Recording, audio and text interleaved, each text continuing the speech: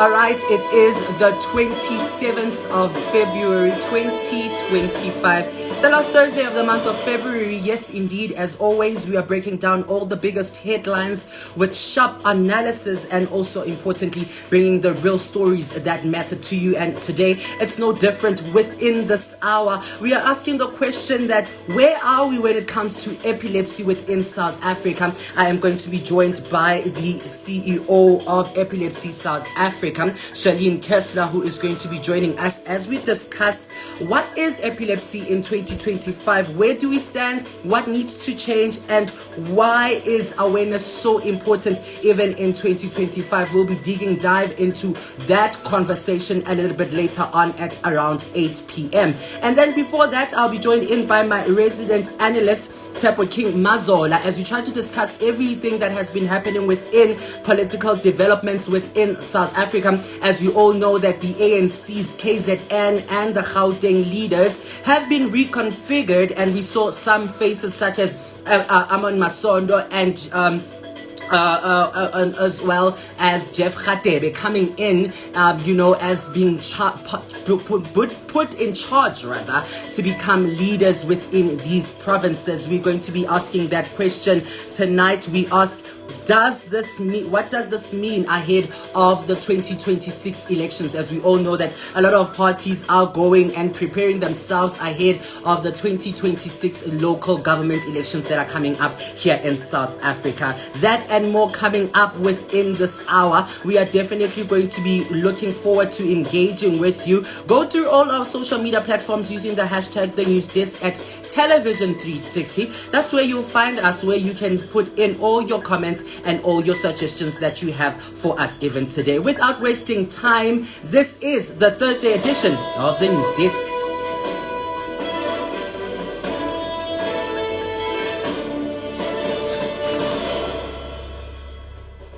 Indeed, reporting live from Johannesburg, Soweto, I am Kagiso Sithole. It's always a pleasure to be in your company. We begin here with our big story here this evening, which definitely has to be a family that is in grief, right? As we all know that last year, there was a lot of things circulating across our social media platforms where we saw Shaune Mogaila, who is a soccer player for Sekhukhune United. This comes after a family of grief turns to anger as the mother of a young girl killed in a tragic car crash involving soccer player Shaune Mogaila accuses Sekhukhune United of emotional abuse, right? This comes after in 2024, Guillaume Vimbela was driving her daughter, a 13-year-old neighbor, to school when Mogaila's car veered into oncoming traffic, crashing into them. Police confirmed that the player fled the scene and drugs and alcohol were found in his vehicle, but instead of facing immediate justice, Mogaila turned himself in later and secured a 20,000 bail, and now he's back playing football, even winning Man of the Match awards, right? And the family came out to saying that actually, they are very sad at this, that they are seeing that Shaune is living his best life, whereas they've lost their family, they've lost their loved ones even at this. And that is what we are seeing even here, that Shaune is back in court, and even that he is back rather in the playing field. And we are seeing that even though that he is back in the playing field, the family is still saying that they are still hurt. They are still, a lot of developments that they are seeing happening there.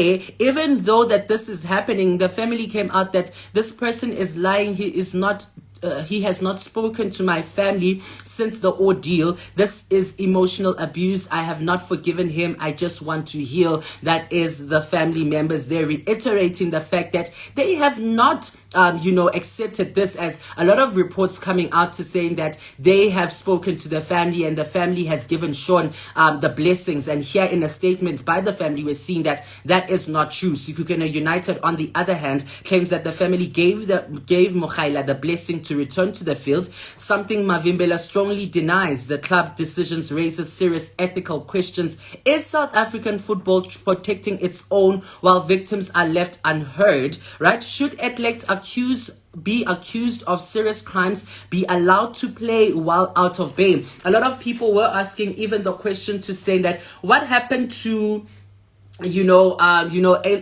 innocent being proven guilty, even though we know that he's the one that has done this. But what does it mean? Does it mean that he has to wait? His life needs to stop until we seeing, actually him going into court. Mogaila is expected to go back in court on May 19th, facing charges of culpable homicide, reckless and negligent driving, and fleeing from the scene. But the Mavimbela family, justice is still a distance for them, as we've seen that Shaune is back in the field and he's even winning men of the matches, right? I wonder, what are your thoughts around this? Do you think that should footballers accused of serious crime be allowed back in the field?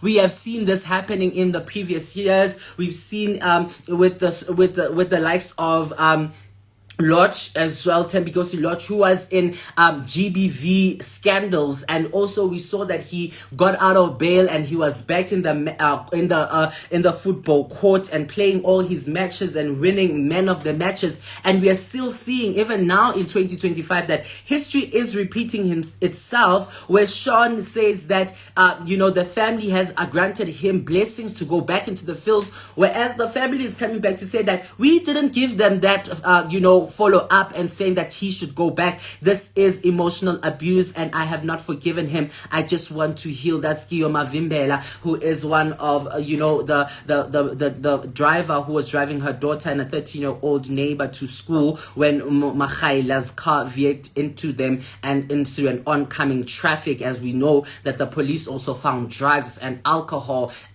substances even in that vehicle. And we are asking that, do you think that footballers who are accused of serious crimes should be allowed back in the field? I wonder, what are your thoughts around it, and I wonder how you view it even in this state of seeing that there is a lot of serious crimes that we are seeing and a lot of people are not taking accountability and not much action is being taken into place. All right, that is the big story that we are tracking for you this evening, looking at the fact that Shaune Mogaila is expected to go back into court rather on the 19th of May 2025, as he is facing charges of culpable homicide, reckless and negligent driving, and fleeing from the scene after the Mavimbela family. Justice is still a dream for them, as we know that they have not given him blessings, and according to press release and statements, we are seeing that Sekhukhune United has said that they have given the family has given Shaune Mogaila access to go back to the field. But according to the statement, it says that this person is lying. He has not spoken to my family since the ordeal, and this is an emotional abuse. I have not forgiven him. I just want to heal. That's Guillaume Vimbela, the driver who was driving her daughter and the 13-year-old when she was involved in an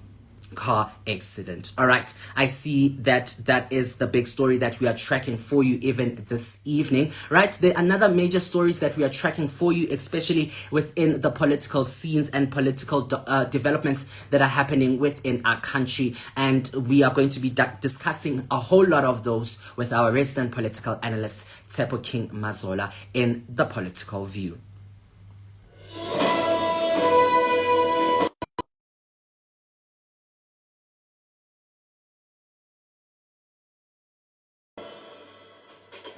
Right, indeed. It's that time of the evening where we shift our focus and take a look at everything that has been happening, especially within the political scenes when it comes to South Africa. A whole lot of developments that have been happening.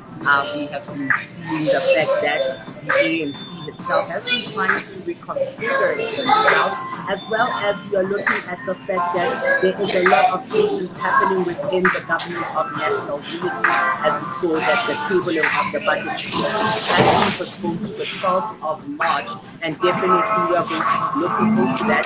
And this is the first ever postponement in democratic South Africa, and this is worrying, right? And should technical and legal other political parties have a lot of engagement to this. But to help us discuss this is our political analyst, Tshepo King Mazola. Tshepo, a very good evening to you, and thank you so much for allowing us even this evening. Good evening, KG. How are you? Thanks, and you. I'm good. I see you're a busy man even this evening. I see you are out and about.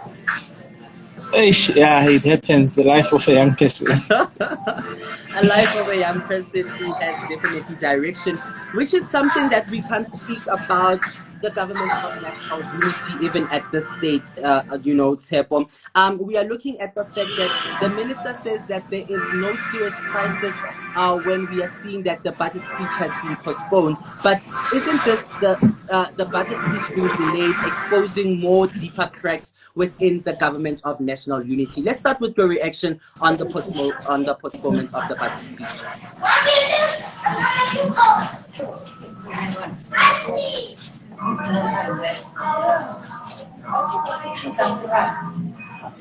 Are you able to hear me, Tshepo? All right. Yeah, I can. Right. I wanted to hear what is your reaction on the postponement of the budget speech, because this is the first time ever we've seen this happening. No, thanks a lot for having me, KG. I thought you were playing your normal videos before the session, but yeah, I'll just go quickly through it. KG, I think last year all of us, we saw what happened. For the first time in the history of the country, we found ourselves having a coalition government, or a government of a national unity, where we saw more than 10 political parties being part of parliament.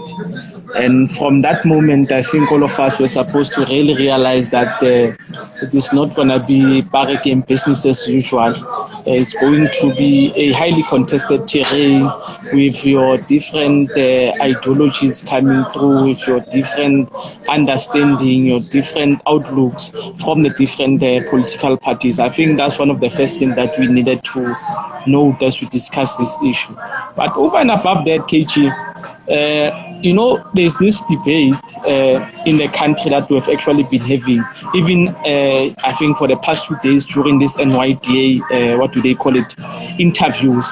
We've been speaking about, how can I put it, the political party interference in governance vis-a-vis cabinet or the work of government and legislature doing its job without really having the political parties really putting their fingers in whatever that is happening in government. And I think that's where we are as a nation. We're at that particular crossroad.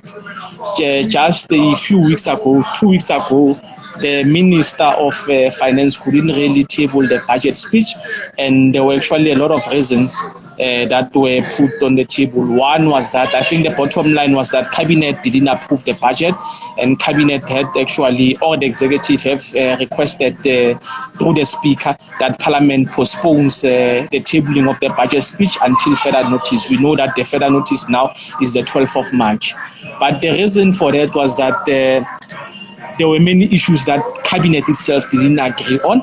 One would say, but Minister Konongwane is a member of the ANC, and that's why I was actually starting with that issue of the political party interference vis-a-vis Cabinet discussing as members of Cabinet. You will know that there are a lot of barracking documents that will then sign when you are in Cabinet that you are not going to tell even your spouse that what is Cabinet actually discussing.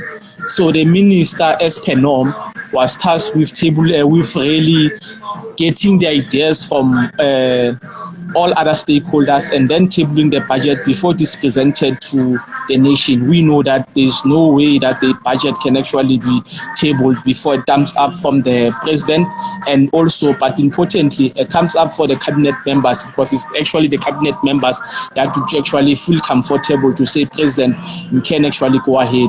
Right now, we find ourselves in a situation that even members of the ANC didn't agree with the content of the budget, to say the areas that the minister is looking into to really get some of these funds for the nation won't really assist us, but they will actually make majority of our people even more poor.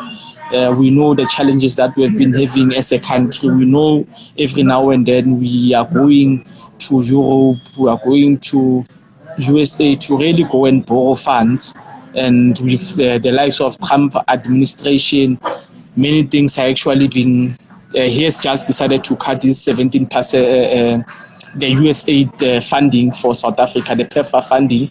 So we're having some of those challenges. I think that's why the minister found it very difficult to really navigate through and getting us the resources that we'll definitely need as a country. But the bottom line is that, KG, whenever you have such a contested terrain, nothing will really be swept off under the carpet. We know it happened even with the Bella bill, the NHI bill, under the very same administration, that at least for you to pass something, you should have majority of cabinet members really approving, like it happened with the Bella. Majority were saying thumbs up. It was only the DA that decided that they are not in support of the Bella or the Land Expropriation Act, what do they call it, the NHI Act and things like that. But with this one, I think it was just a unanimous decision by cabinet to say, no, minister, we rather opt for a postponement, so that you can go and do your research. We'll give you some of the ways on which we can really get the resources that we need as a nation. Then you'll come and present it to us before it actually being tabled to the president. You'll come back to cabinet until we agree we're not going to really table that particular budget. So I think those are some of the circumstances that we actually find ourselves at as a nation, that the times of people really taking unilateral decisions, being a law unto themselves, is really over. But also it takes us to this particular decision that I've actually been emphasizing on. Should members of cabinet really engage their own political parties before they actually go to parliament, so that they can get their mandate from their own political parties? Or cabinet should really continue the way they've been doing things, where everything that is a cabinet discussion is kept as a secret until such a time where the cabinet has fully embraced that decision to really take the nation into confidence. I think those are some of the discussions that we might actually need to have as a nation. I was about to ask you, saying that who does the Minister of Finance prepare the budget speech with? In a sense that, we're looking at the fact that even the ANC people were coming into saying that they do not agree with this other terms that were stated even in the budget speech. And also again, Tsepo, doesn't this delay service delivery nationwide? Okay, I actually couldn't get your first question. You were saying, who does the minister report to? I was saying the fact that who does he prepare the budget speech with, as we've seen that even the ANC was disagreeing with him, even the cabinet were disagreeing with him. Who does he actually compile it before it gets presented? So you'll know, Kechi, that we have different departments as a country. So all those entities that are under the department or the Minister of Finance, you'll have your engagements with the Minister of the Reserve Bank. You'll have your engagement with your SARS commissioner. We also had that video clip of the minister about what do they call it? About the commissioner of SARS, and the Minister of Presidency about the SARS commissioner. So it does show us that when it comes to the finance ministry in the country, we are actually in a bit of, maybe not a crisis, but there are some challenges that we definitely need to really deal with. But those are the organs that were supposed to be supporting the minister in preparing this budget, so that it's easier when he tables this the proposed budget to cabinet before cabinet's approved, to say no, after engaging with various stakeholders, which includes your SARS, which includes the Reserve Bank. This is the thinking of us collectively. Unfortunately, because of those I would say in fights, they couldn't really find each other. That's why the minister decided, no, I will take my way, the route that I think is best, and I will just table it the way it is. And whether cabinet approves or not, it is something else. I think even now the minister is really counting his words whenever he's asked about the budget. He knows that the power really lies in the cabinet. I was actually making a very, not even a silly, but a very simple example to many other people to say, in our schools, we have what they call SGP, school governing bodies, right? The chairperson of the SGP will be likened to a president of that particular institution. So the treasurer of the SGP will be likened to a finance minister. So a finance minister or an SGP treasurer needs to go to a FinCom meeting with everyone that are part of that finance committee. They prepare a proposed budget. The proposed budget comes back to the collective in the SGP because only the SGP can take a decision. And in this scenario, the SGP then becomes what? The cabinet. And that's exactly what happened. So people must know that they cannot really take decisions willy-nilly. They cannot really be law unto themselves. They need to consult every now and then so that we are really not embarrassed. But coming to your second question, KG, the financial year of government ends on the end of March. We are still in February. I think in the past, because we had the ANC being the leader in government, or the organization that is leading government without any partners, it was easier for them to really put your systems in place to say we are, how do I put it, would be tabling the budget in February so that by the end of February, departments can really adjust according to the needs. And by the time we start the financial year, the start of the new financial year in April, all departments would have actually checked whether their budget really aligns with what Treasury is actually giving them. So I think from where I am, there's still time. Because it is now towards the end of February. We are not even in March where we can actually start saying, no, maybe the nation might actually encounter serious challenges. If it was actually the end of March, we'll then be saying it will even be difficult for departments to really adjust. But we also know that we have that 3 months grace period for everything, be it elections, be it tabling of budget. Actually, if Parliament, what do they call it, the Cabinet can actually opt or request from Parliament that no, we're still not ready. Give us another month or so to really fix some of the things that we just need to do. It has happened even with formation of cabinet or putting up cabinet together and many other things. So that 90 days rule does really apply even on this particular matter. So I don't think as a nation we really need to how do I put it, to really be scared. Is actually scared the correct way, I doubt, but we shouldn't be that worried. I think that's the word I was looking to. Yeah, we shouldn't be that worried that the budget won't actually be passed or there's no much time. It is just that it is for the first time that such things happen. It's the first time that we're having a government of national unity. It's the first time that the budget has actually was actually postponed. So all these things are actually new, and we are really trying to digest them as a nation. Yeah, definitely. At least there's a sense of relief to say that we are still on track.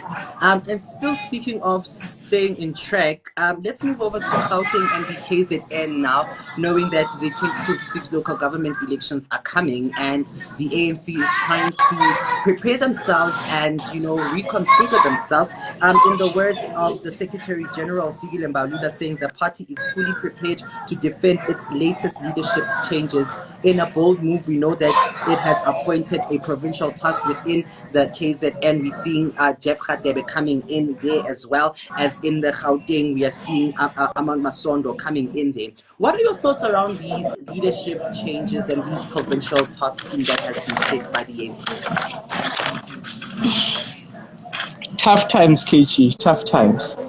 I think I was listening to the national spokesperson of the ANC and the SG since I think the start of this year, when they really started to intensify the discussion about whether to disband, whether to reconfigure and whatsoever. I think from the understanding of the ANC is that both Gauteng and KZN, they play a major role in the economy of the country. majority of our people are concentrated in those two provinces. That are the most populous provinces. When it comes to economic activities, we have Gauteng being the first. Surely KZN will come as the second, is not that after the Western Cape. So that's how do I put it? This is how difficult this situation it is even for the ANC itself, because losing two key provinces. In KZN they had a majority, in Gauteng they had a majority, so clearly something needed to be done.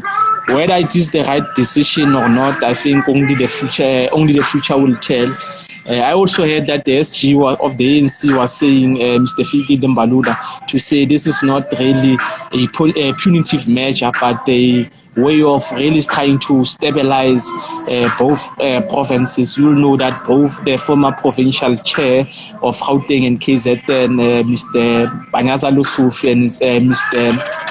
Siboniso Nduma, were actually, what do they call it, in government. They were actually leaders, one as an MEC after losing election and another one as a premier. So with putting up the likes of Jeff Ratebe and Amos Masondo as veterans of the ANC, perhaps they are trying to really even quell down the tensions that might actually be there. You know that the provincial structures of the ANC are actually due to a provincial congress between this year and next year. Those are some of the dynamics that are really at play. But also we know that there is that contested terrain again towards the 2027 national conference of the ANC. So those might be some of the things that are really at play. But I think one of the things that has actually happened that I feel was progressive was the inclusion of young people, those that are members of the youth league in these particular structures. Because if we had actually checked the two previous pieces, both KZN and Gauteng, you mainly have older generation without really the inclusion of the current generation of young people. That's why some other young people, like in Gauteng, they were saying the premier, even though he might be progressive, but he delivered a youthless State of the Nation address. The State of the Nation address didn't touch anything about young people. They actually gave him, I know Psych in Gauteng gave him 13 youth problems, because the premier in his budget speech was actually tabling the 13 challenges of the people of Gauteng. And young people said, because you are actually not included, we'll give you the white 13, which is the 13 youth challenges for the young people of Gauteng that will definitely need to focus on as the premier. So the inclusion of really senior leaders of the ANC might actually assist in ensuring that there is stability.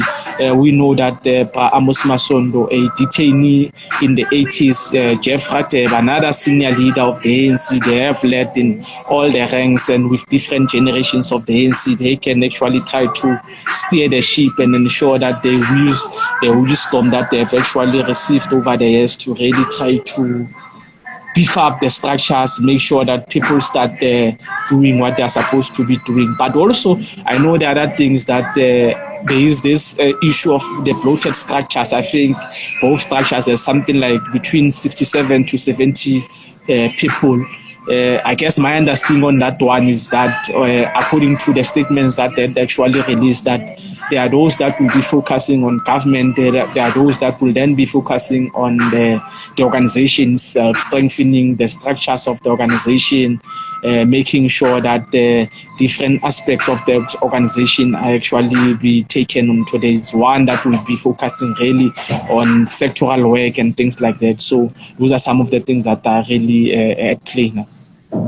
Very interesting developments that we are seeing, that we know that the ANC lost its majority as elections goes year in and year out, and they're trying to show up in making sure that they're doing a certain damage control in kind of bringing back the votes and all that. As we wrap up our conversations, Hebo, what do you think that should be the focus, especially that the ANC is reconfiguring, it's trying to position itself again to being win these votes back, especially now the elections are coming in next year. What do you think that these leaders, you're talking about Jeff Radebe and Amos Lusanda, that they've been veterans, but what do you think should be their main focus in spearheading ANC in Gauteng and in KZN in making sure that at the 2026 local government elections, ANC still comes out the best? Okay, there's quite a number of things that really needs to be done. I think first and foremost, it's really to unite the members of the ANC. Obviously, day in, day out, we are hearing about infightings. Just recently, we saw the article.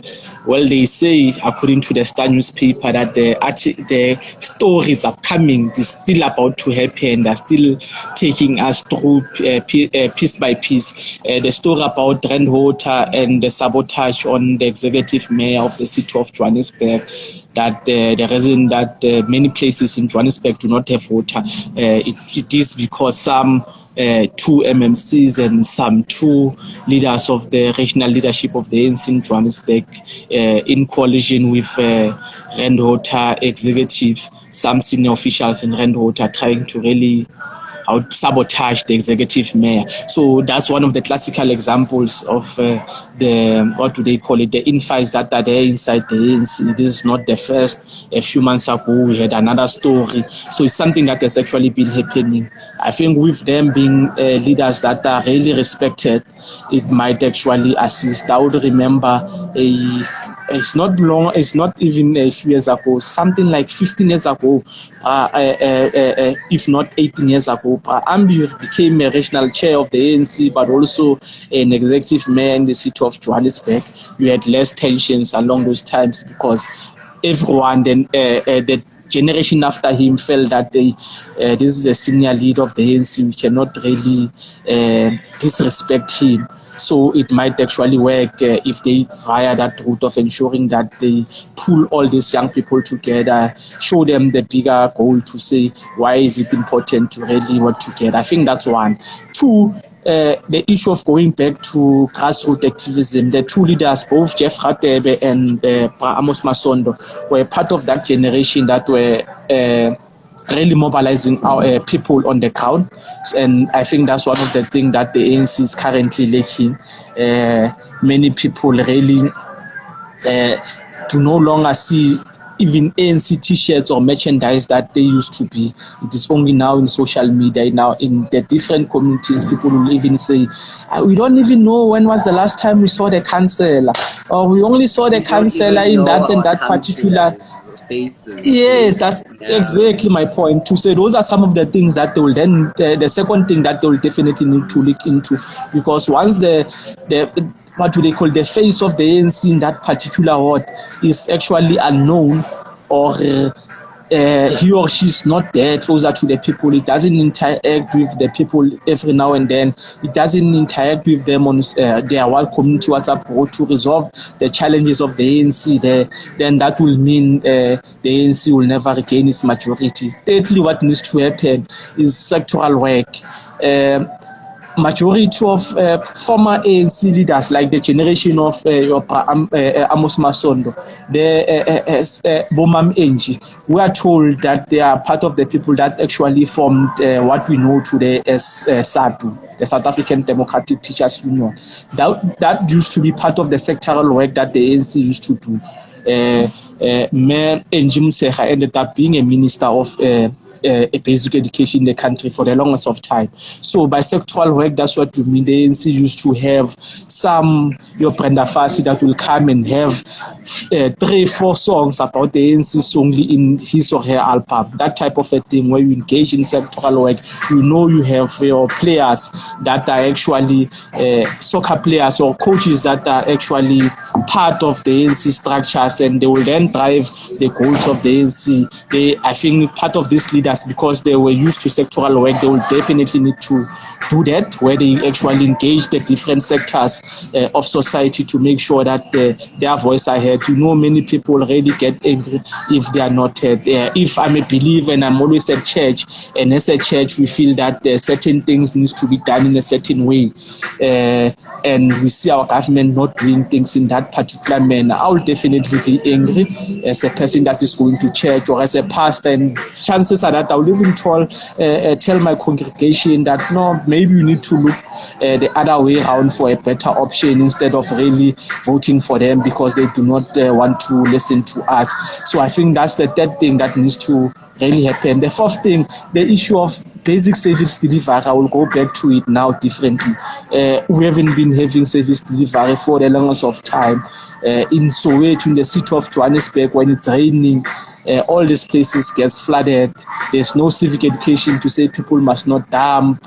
So it's only threats that when JMPD tells you that if you throw there, we're going to arrest you. But there's no actually, those threats are not actually accompanied by proper civic education where communities are then told why is it important for them to take care of their infrastructure, not to go and dump at each and every corner that they find. So the last thing will then be them finding ways to make sure that there is job creation, the high level of unemployment really, if you do not address youth unemployment and skill shortages in general, the ANC might actually not come back because people will say, it's fine, we see what you are doing, but I still go to back hungry. Why should I vote for you? So I think from my side, those 5 key areas, those 5 things that I've mentioned are actually key for them to actually regain their lost ground.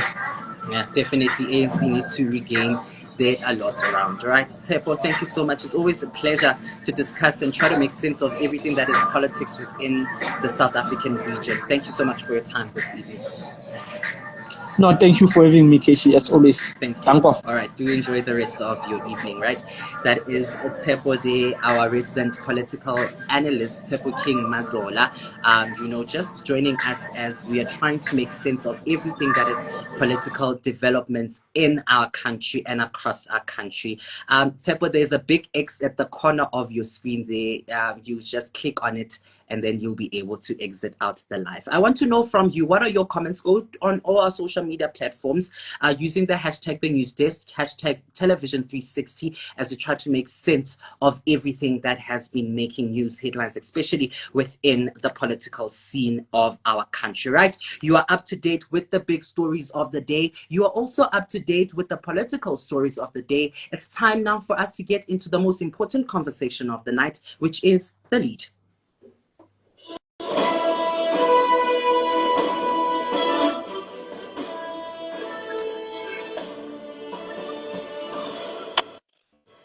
Indeed, it's that time where we shift our focus into conversations that build our country and also build our communities. And today it's no different.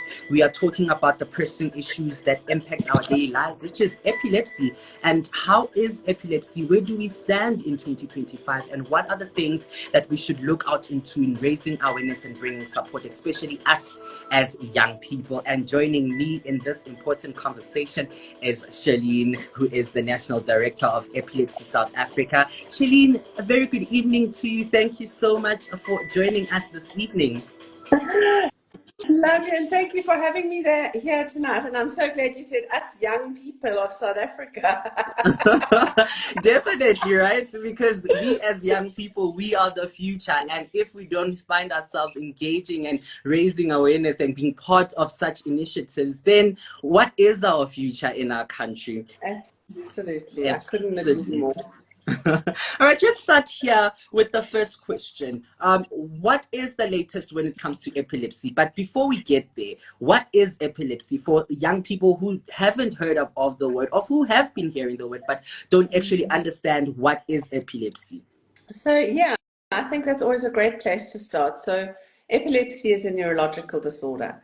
And in its simplest forms, as parents and as responsible adults, we always tell children not to put their fingers in a plug, right? So now I say to you, don't put your finger in the plug. What happens when you put your finger in the plug? You get an enormous electrical current that shoots to your finger and it really hurts. And it's physical and you'll flick and it really hurts. Now that's exactly what happens with epilepsy. It's a heightened electrical current that charges through the brain. And it will target specific lobes, and within those different lobes is where the different epilepsies will be prevalent. So depending on what type of epilepsy you have, But that is the most simplest way. Epilepsy is a neurological disorder. It can be a disability. It is considered a disability, and we'll get into that. And epilepsy is a heightened electrical charge through the brain. Very interesting to see that. I never saw it as that way. That is something that also has to deal with the brain as well. But let's talk about, what are the early signs and the early symptoms that people can be aware of when it comes to epilepsy. So epilepsy can start in whatever period of one's life. It doesn't matter what race you are, what gender you are, what nationality you are. Anybody can develop epilepsy at any time of life. What are the symptoms of how do you know you've got epilepsy? The only way to know is if you have seizures. A minimum of 2 seizures enables a medical practitioner to correctly diagnose with epilepsy. There are a number of other symptoms. There are symptoms to be looking out for because of the variety of seizures that are prevalent and that can be evidenced in a person. So you get absent seizures, which are shorter seizures that are not last between 30 seconds and a minute, where the brain actually freezes and that person is completely lost. There's petit mal seizures, which are really quick, 15-20 second seizures. Also small, happen in different parts of the brain, where suddenly somebody would think you're not listening. Somebody would say to me, "Oh, you're not listening, and it's because I've had a petit mal seizure." So you need to be watching for epilepsy if you know somebody is at risk. Somebody who's had a head injury is prone to epilepsy. If you've had like a meningitis, a secondary illness, epilepsy can develop. There's not a lot of reasons why epilepsy can develop, but it's not something you can just say watch out for. It's not that type of neurological disorder. It's not something that we can watch out for. Where do we stand when it comes to stats in South Africa? And has there been any significant progress in terms of, treatment, diagnosis, and awareness? Absolutely. I think you're asking a million things in one question, okay? So,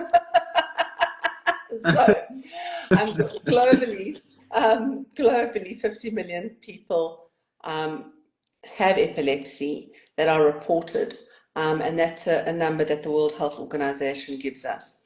Off that number, we can accurately take it down to country level. I say as accurately as we can.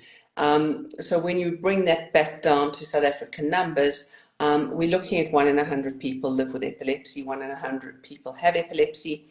And then if you look at that one person, how many people are actually affected by epilepsy, you start realizing how prevalent epilepsy is in South Africa. Cures to epilepsy, you can't cure epilepsy. Let's just get that off the table. It is not something that you can have one day and the next day you don't have. I've had epilepsy since I was 8 years old.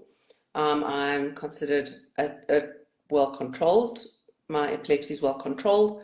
I have had since COVID alone, I've had in excess of 58 grand mal seizures. And last Saturday morning, just before our National Epilepsy Week in Durban, at 2 a.m. in the morning, I had another seizure.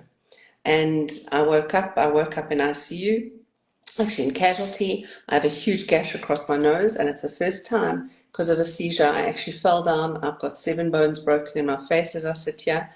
And I will talk and I will go on camera and show, even though I have so much base to cover everything.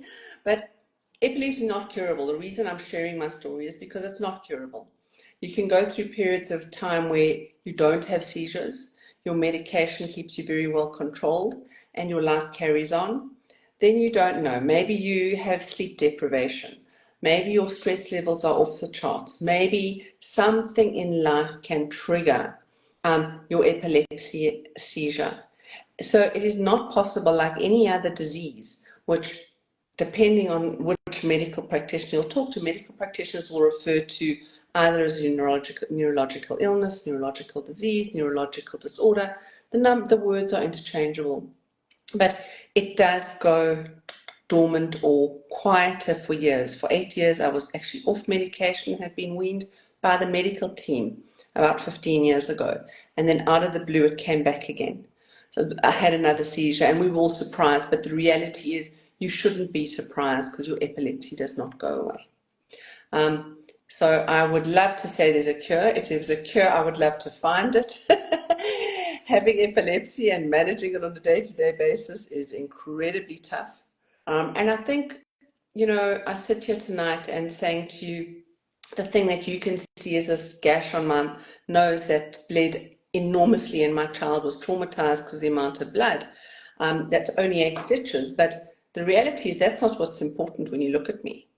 What I'm saying to you, what's really important as you look at me is that I have a brain that is recovering from a massive, massive electrical surge. And what does that look like? So, and how do you get people to understand epilepsy when it's an invisible disability? When you're looking at a high functioning person like myself and you're going, well, she doesn't seem touched by it, right? But what you don't see is how I'm battling with mathematical tasks at the moment because my brain is recovering.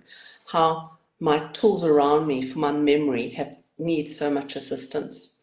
And how people around me need education to say, I'm not someone to be scared of right now. I'm someone who needs support and care. So this creating like a platform like this, being online to chat about this incredibly important topic during Epilepsy Awareness Month is just thank you for making the space and giving the airtime to this topic. I can imagine, you know, having to, you know, deal with the you know, epilepsy and also everyday life as well. I'm sure there are stigmas around, you know, epilepsy, and a lot of people who have been denied jobs or excluded from opportunities as well, and discrimination at large. What are some of the most damaging misconceptions, and how can we change them? Sure. You know, people live in fear of what they don't know, right? And you can't see. So there's quite a few. The one is that epilepsy, that you are demon possessed when you have a seizure. So exorcisms abound. People having seizures will get beaten to beat the spirit out. That is a real significant one in Africa. Another one is that epilepsy is contagious. So people with epilepsy get locked in rooms, get isolated, get hidden away, get abused. So I went on a national road trip about 18 months ago. And it became quite a joke in each of the workshops. We workshopped with hundreds of people through the provinces because the facilitators would come and they would touch me and they would touch the next person going, oh, you're going to get Charlene's epilepsy. So we role played it to show the absurdness of people believing epilepsy was contagious, because that's another really large myth. I think there's so many prevalent misconceptions of what epilepsy is. Belief systems within different religions, different our traditional belief systems. The important part is that the different parties come together and deal with facts and actually understand what epilepsy is. But it's not something to be feared of. It's not something to be scared of. My message to everybody always is, you're going to ask me later on is about how do you manage a seizure, right? And that will fall into the workplace conversation. It will fall into enabling people, because when people can do something and know what they can do, it breaks through the stigma and through the fear. So, because you don't want somebody to die on you, right? Then you need to know what you're going to do. We'll talk about that. Definitely. Is there enough done in schools, workplaces to accommodate people living with epilepsy? I don't think so. I think we're still at, even after all these decades of research and people knowing about epilepsy, and I think today we need to be speaking about it more and more openly, as so many other topics are being spoken about more openly. Schools are including it in their parent education, in classrooms more and more. We're a national organisation. We've got social workers that go to schools regularly. So yeah, as much education as we can possibly offer, capacity dependent, is being done from our side.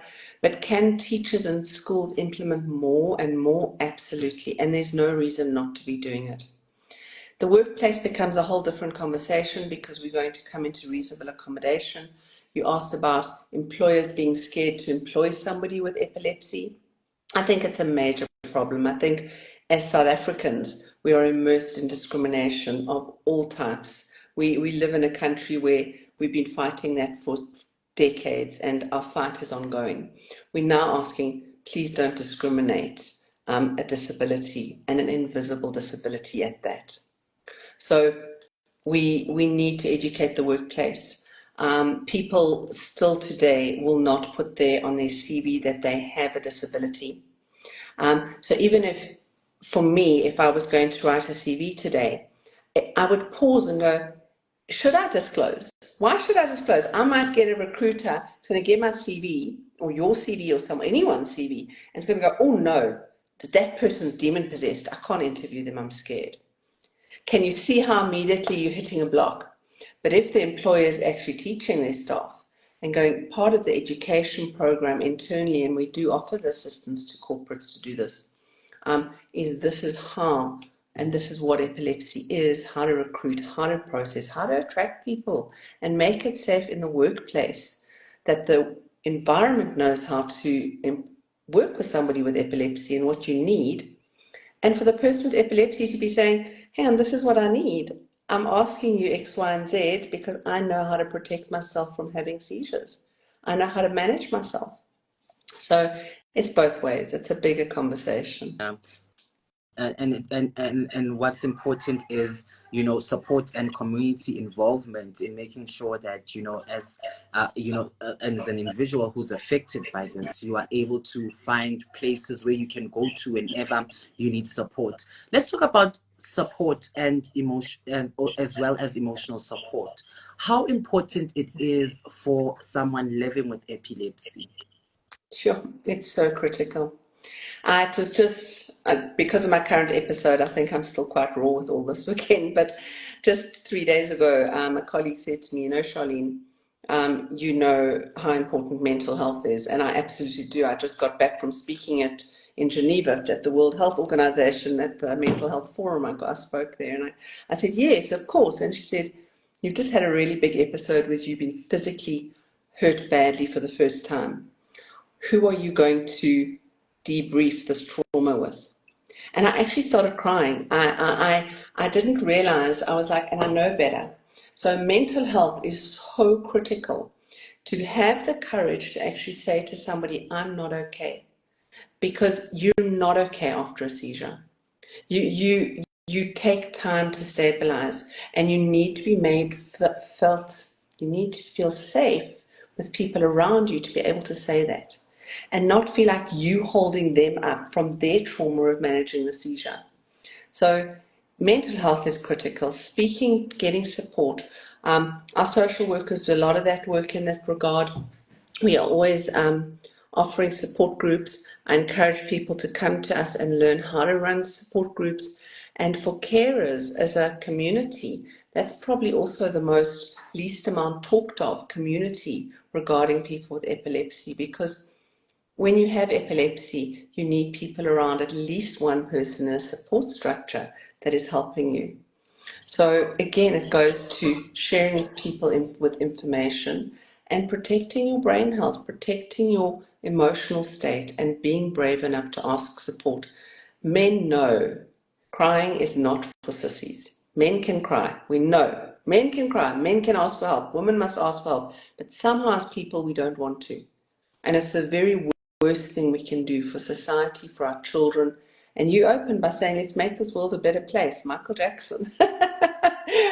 we can all sing that end that old song. Yeah. Let's be real. But it's true. It's not just being altruistic. It's really true.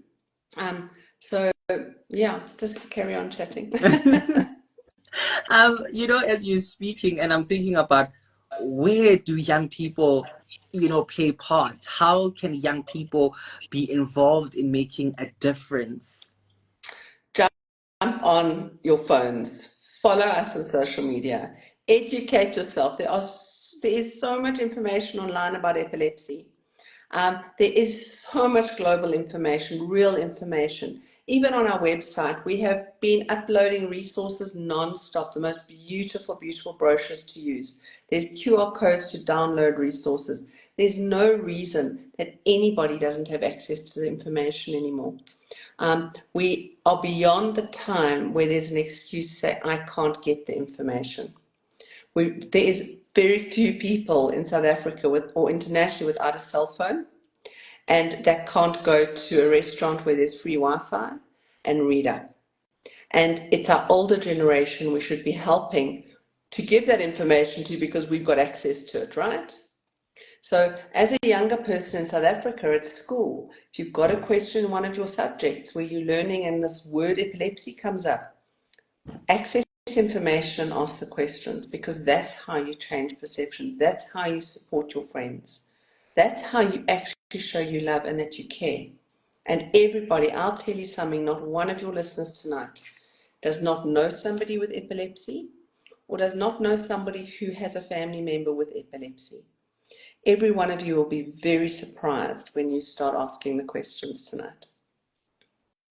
Indeed, we go across living our everyday lives and we're not even sure, and we don't even know what people are facing. And, as young people, it is important for us to play part in supporting. Let's as we move closer into wrapping up our conversation, let's talk about Epilepsy Awareness Month, and what was the theme around it, and what it aims to do in making sure that there is better awareness when it comes to epilepsy in South Africa or the rest of the world. Absolutely. So the international theme has been Stamp Out Stigma, and that's all about changing perceptions. Changing perceptions, understanding what epilepsy is, understanding the parts of the brain, and really we're talking about all the education of it. And Stamp Out Stigma is really about also accepting people for who they are, breaking those barriers, not excluding people with epilepsy from society, pulling them close, allowing us to be an integral part of society and contributing member. The second theme, which is probably as important, if it's probably it's critical, is voices of people with epilepsy. And one of the things that I'm sure a lot of you would also find is that people with epilepsy, but they never tell you they've got epilepsy. And it was only about 12 years ago I decided to start talking about my epilepsy. And it took me many, many, many years. And even today, when I stand up and talk, it's hard. It takes it out of you to speak and share an internal part of you that makes you vulnerable with people that live with these prejudices is incredibly difficult. So the two themes this year is the voice of people with epilepsy and Stamp Out Stigma. And the part everybody can play is, with those two themes in mind, is think each day about how you can impact, how you can get somebody just to tell you their story, and you listen and you learn. Because that's how this is one conversation at a time that changes somebody's life daily. Definitely, be that ear so that someone can be able to open up and listen to you, right? As we're closing up our conversation, our session is going to be posted even on Spotify for podcasters to also listen to it. What would be the one message that you'd want people who would be engaging with this live even after we have had this conversation? What is the one takeaway that you'd want them to take from this conversation?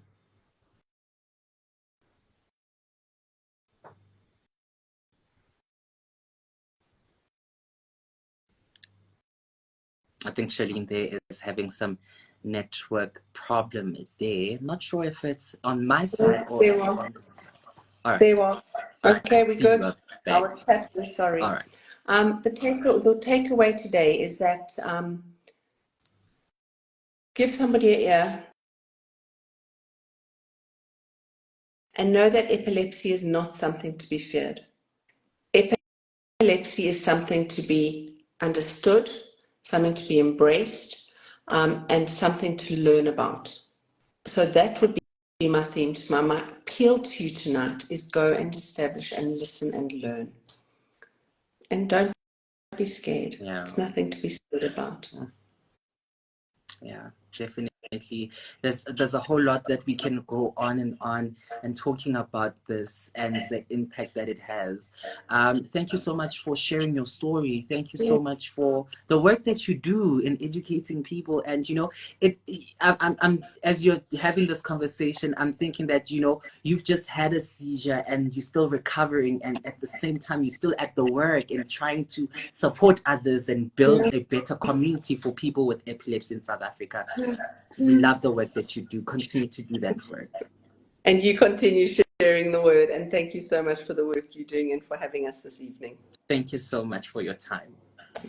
Bye, everybody. Bye. Thank you. Bye. That is Sharlene, who is the National Director at Epilepsy South Africa, just sharing some of, the takeaways that we need to take in terms of, it is Epilepsy Awareness Month, February 2025. And where are we standing? What are the latest stats and the critics that we are changing stigmas that we can take even in 2025? You can still continue with this conversation or throughout all our social media platforms, on all our social media platforms at Television 360. That's where you'll find us using the hashtag TheNewsDesk. And just like that, we've come to the Thursday edition and the week's edition of the News Desk. Conversations that inspire, that grow, and that build young people. Of course, next week, Tuesday, we are back again live at 7:30. We'll be joined by our African news editor, Shaune Mogaila, live from Kenya, as we try to make sense of everything that is happening within the African continent, everything that has been making news headlines, as we try to make sense of all those developments. We'll be back again on Thursday again with another conversation as well. You do not want to miss inspiring conversations that inform, impact, and that inspires. Until we meet again, have yourselves a fantastic weekend ahead. Let's see you on Tuesday. Look after yourself. Good night.